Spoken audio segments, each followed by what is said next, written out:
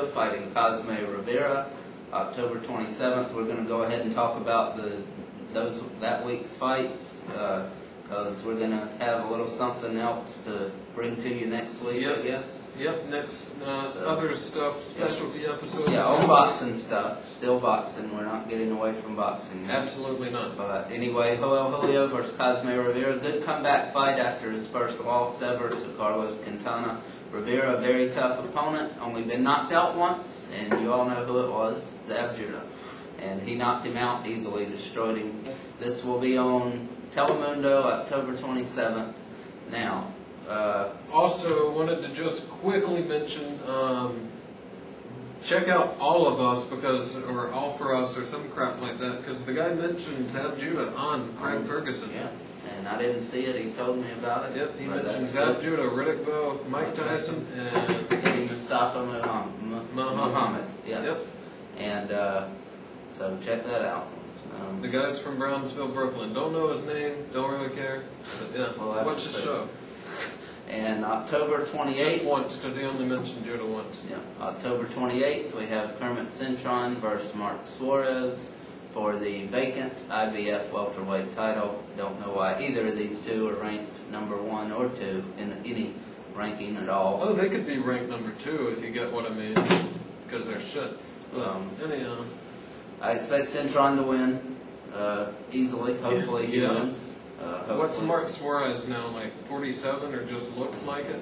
I mean, this guy is a complete joke. Both of them really are, to be quite honest. Cintron never done anything very impressive, but he has compared to Mark Suarez, apparently. Also, Manny Pacquiao has said that he is open to a March or April rematch with Pereira, of course. Especially, and pending a Morales win, probably. I doubt he'd lose. No, he wouldn't fight him then, I wouldn't think. And but he's expecting to win, of course, so he's already talking of what's next, and we'll have to see. I'm going to go with Morales in this third fight, though, between him and Pacquiao. Yeah, I'm going for Pacquiao. I think he'll win.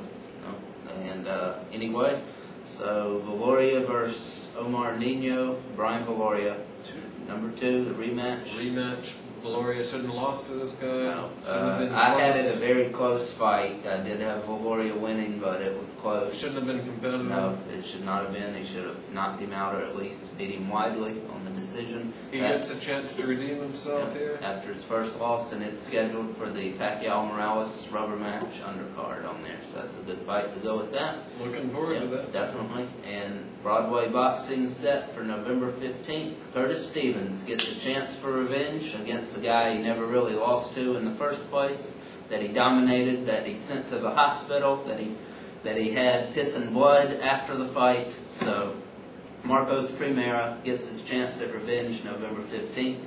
Also Jadon Codrington in his third comeback fight after his loss to Alan Green. He should be coming. He's on that card, so look for that. They won't be shown live, of course. Chet Checker's back again. Yep, finally, on the same card. Yeah, so that should looking forward to that. So keep your eyes for that. They'll be showing it about a week later after that happens. And also Felix Trinidad talking about a comeback. He's mentioned that Spinks. Well, this is his dad basically saying this stuff about he could possibly come back. So it might as well be Trinidad, because he listens to everything Trinidad says. For some reason. Don't know why, but anyway. Yeah, he should knock the hell out of him. I wish he would. I would love to hear that. I would love to hear that he got a new trainer. Yep. And that he got rid of his dad altogether. His dad, I don't like his dad one bit. Not at all. He's not good for him. Absolutely not. He told him he was winning against Hopkins. That was true. Ever. Yeah, ever. Let alone, 10th about round? the 9th or 10th round, he asked that, and he still continued to lie to him. But anyway, Spinks, Trinidad, possible when Trinidad comes back. Very dangerous fight for Trinidad, and that's a stylistically horrible match for him. A low reward for that risk, also, very much so. And this is Trinidad at work. Yeah. This is not very Papa smart. Trinidad doing his stupidity as always. Now, I would go with Trinidad to beat Spinks. I would pick him to beat him, but it's a very tough fight. He might have a very hard time tracking him down. I could see that fight either way. Oh, yeah, I could see Especially Spinks. return fight. Yeah. I could see that either way. So, Because Spinks looked good in his last against fight. Parmesan. Yeah. Trinidad didn't. No, obviously not, but he was fighting Winky Wright, a much better fighter, of course. He's a better fighter than Spinks, but Yeah. at the same And a time, better fighter than similar defensive styles, sort of. Well, Wright does block more than Spinks. Spinks relies on head movement more. Oh yeah, if Trinidad gets to his head, that's Yeah, it. it's over. It's got to be. But anyway, that would be at 160. Spinks said he'd be willing to move up. He'd be willing to vacate his title.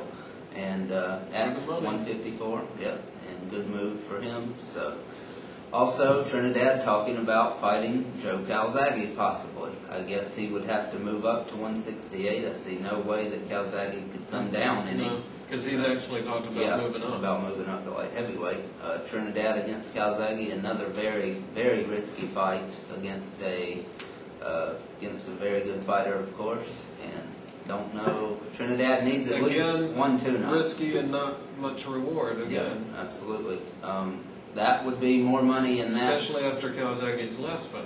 Yeah, absolutely. So he needs to wait on that at least, or at least have a few fights at 160 first, and then gradually move up to 168. Yeah, don't Nothing go else. after these big fights like that right away. At least get 1 tune-up. Hell, fight Mayorga again. That would get you more money than either one of those fights, and it's a very easy win.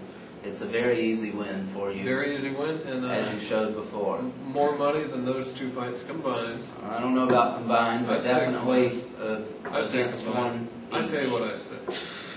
But there's Trinidad news for you. So also we have possibly November 25th on the undercard of the Jesus Chavez fight for some reason on the Boxing After Dark card.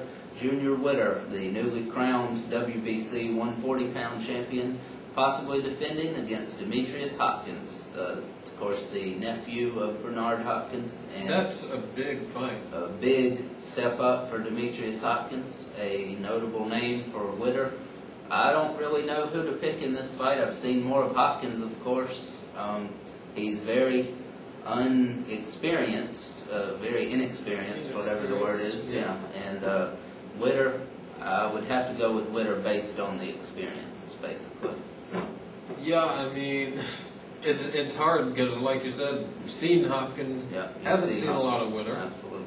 So it's hard to pick the guy you haven't seen, but absolutely, this is a case I have to agree. Yeah. I definitely pick Witter. And so that will be a great fight. But that would be a big fight, yeah, and definitely. I could see it either way, really. Yeah, I could actually see it I either wouldn't way. be shocked either way, so we'll have to look for that. And I could see a fight that everyone calls boring that's really good. Yeah, they do that all the time. Yeah. But anyway. And this is the exact type of matchup that they do that with. Yep. So they're crazy. Absolutely. And also, Rocky Juarez is re-signed with Shelly Finkel. It was rumored he might go to Golden Boy. Don't know why he chose not to, but bad move by him. But anyway, that's that. So we'll have to see what happens. And one more piece of news, Shimon Alvarez will be fighting on the undercard of the Kendall Holt fight on November 3rd on Showbox against another undefeated fighter named Enrique Gutierrez, 9-0, 7 knockouts. Alvarez, very good up-and-coming prospect, 15-0 with 10 knockouts. Gutierrez is also known as Jaegerwood. Yeah, so we'll see that November 3rd, and Shimon Alvarez should have another good performance. So that's what we got. News. And if you don't like our show, Jaegerwood. Yeah.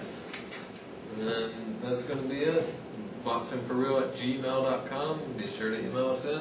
We'll at least respond to you Through the email. textually, if not on the air, eventually.